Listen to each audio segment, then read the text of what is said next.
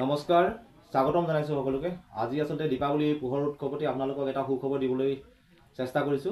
আসলতে শেহতীয়াকৈ আজি আসলতে অল আসাম কিক বক্সিং চেম্পিয়নশ্বিপত আসলতে আমাৰ ডিৰাকৰ এজন সুসন্তানে যিটো অনুষ্ঠানৰ আয়োজন কৰিছিলে গুৱাহাটী লোকপ্ৰিয় দেশভক্ত তৰুণৰাম ফুকন ইনডোৰ ষ্টেডিয়ামত আটাচু আৰু কিক বক্সিং এছ'চিয়েশ্যনে আয়োজন কৰা খেলত আসলতে আমাৰ ডিৰাকৰ এজন সুসন্তানে গোল্ড মেডেল আয়োজন কৰিবলৈ সক্ষম হৈছে আৰু মই সেই ভাইটিটোক পোনপ্ৰথমে সেই ভাইটিটোৰ ওচৰলৈ যাবলৈ চেষ্টা কৰিছোঁ আৰু ভাইটিটোৱে ক'ত কেনেকৈ কি খেলিছিলে অলপ মই ভাইটিটোৰ পৰা আপোনালোকক জানিবলৈ দিম। ভাইটি নমস্কাৰ। কি নাম তোমাৰ? নমস্কাৰ শ্ৰী যুৱৰাজ নেওগ। তোমাৰ নাম যুৱৰাজ নেওগ। তুমি ক'ত খেলিব গৈছিলা? গুৱাহাটীত। তুমি কি খেলিব গৈছিলা? Kick boxing. আৰু তুমি কি মেডেল পাবলৈ সক্ষম হৈছা? Gold medal. আৰু এই গোল্ড মেডেলটোৱে তুমি তাৰ পৰা আজৰি আনিবলৈ সক্ষম হৈছা। আৰু তোমাৰ আচলতে ক'ৰ পৰা গৈছা? তোমাক কোনে দিছিলে? মই তিনিচুকীয়া ট্ৰেইন উঠিছিলোঁ। হয়।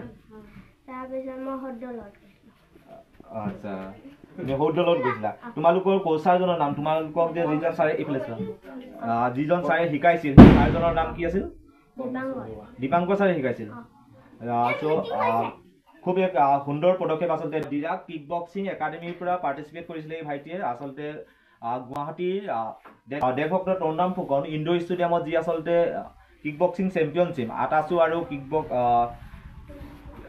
বক্সিং একাডেমি আসলতে যি আসলতে খেল আয়োজন কৰিছিলে সেই খেলত আসলতে সুনাম অৰ্জন কৰি সমগ্ৰ ডিৰাকলৈ গৌৰৱ কঢ়িয়াই আনিবলৈ হৈছে, গোল্ড মেডেল আজৰি আনিবলৈ সক্ষম হৈছে। আশা কৰিছোঁ ডিৰাকৰ প্ৰতিজন ব্যক্তি এই ভিডিঅ'টো চাব পৰাকৈ আপোনালোকে এই ভিডিঅ'টো অলপ শ্বেয়াৰ কৰি দিব। আৰু তাৰ লগে লগে মই যাবলৈ চেষ্টা কৰিছোঁ আচলতে তেওঁ ককা আইতাকৰ ওচৰলৈ। আপোনালোকে ল'ৰাটো কিমান দিনৰ পৰা আচলতে কিক বক্সিং একাডেমিত আচলতে প্ৰশিক্ষণ দি আছিল? আমি তেওঁক 7 বছৰ বয়সৰ পৰাই দিয়া হৈছে।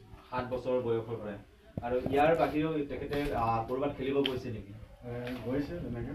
হয়, ৰাজস্থান গৈছে, ডিব্ৰুগড়, যোৰহাট, তেনেকৈ বহুখিনি ঠাইত গৈছে।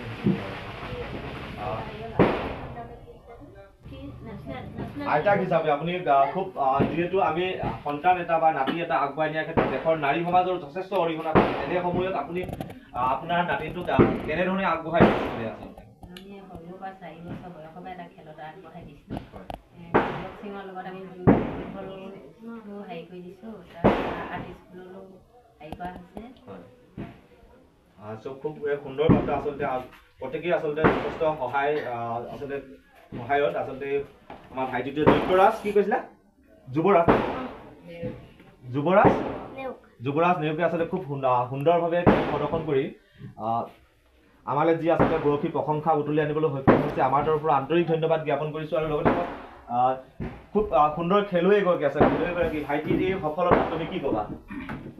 তুমি যিহেতু কিক বক্সিঙৰ লগত জড়িত, তুমি খেলা আৰু তুমি খেলা ন? দুয়োগৰাকীয়ে খেলা। তোমাৰ নামটো কি আছিল? খিঞ্জৰী মাউত। আৰু তোমাৰ? তোমালোকে খেলিব গৈছিলা নেকি এইবাৰ? এইবাৰ নাই যোৱা। আৰু কি ক'বা ভাইটিৰ উদ্দেশ্যে কিবা এটা কোৱা তোমালোকে? ভাইটিৰ যে এই সফলতাৰ কাৰণে তোমালোকে কি কোৱা?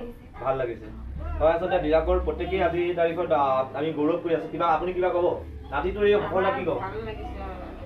হয়, তো আশা কৰিছোঁ প্ৰত্যেকে আচলতে অঞ্চলবিলাকত আচলতে খুব সুন্দৰ আমাৰ ডিৰাকতো এটা ইনডোৰ ষ্টেডিয়াম হওক। আচলতে আজিৰ তাৰিখত ডিৰাকৰ এটা খেলা ধূলাৰ কাৰণে এটা ইনডোৰ ষ্টেডিয়াম আমি যথেষ্ট সময়ত আমি অভাৱ অনুভৱ কৰিছোঁ। তেনে সময়ত আজি এই ভাইটিটোৰ কাষৰ পৰাই, এইজন খেলুৱৈৰ কাষৰ পৰাই আমি আহ্বান জনাইছোঁ অসম চৰকাৰলৈ আচলতে ডিৰাকত এটা ইনডোৰ ষ্টেডিয়াম নিৰ্মাণ কৰি সমগ্ৰ ডিৰাকত এটা ক্ৰীড়া পৰিৱেশ গঢ় দিবৰ বাবে অসম চৰকাৰক আহ্বান জনাই আজিলৈ ভিডিঅ'টো ইমানতে সামৰিছোঁ। আশা কৰিছোঁ এই ভাইটিটোৱে প্ৰেৰণা পাব পৰাকৈ আপোনালোকে ভিডিঅ'টো এটা শ্বেয়াৰ কৰি দিব। ধন্যবাদ।